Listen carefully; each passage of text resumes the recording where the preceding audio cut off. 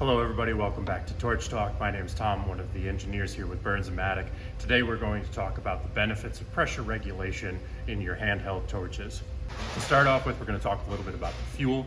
Propane exists in the tank as a liquid and a gas under pressure. The pressure of that gas is directly related to the atmospheric temperature around it. To simulate these different atmospheric conditions, we have 3 cylinders here, one at room temperature, one in an ice bath, one in a sous vide at 110 degrees Fahrenheit.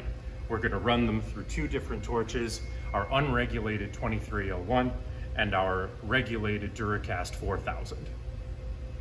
What happens in an unregulated torch is the pressure at the inlet directly impacts the size of the flame and heat output downstream at the torch. So a cold cylinder is going to have a smaller flame, a hot cylinder is going to have a much larger flame.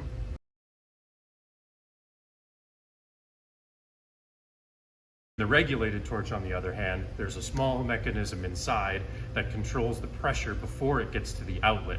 As a result, regardless the temperature of your fuel, you're going to have a consistent heat output on the downstream end.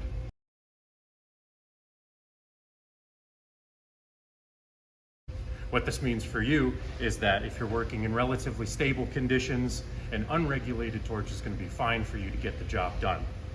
However, if you're working in an area where there are wide temperature fluctuations, or you're just reliant upon a consistent heat output in order to get your job done, regulated is going to be the way to go for you.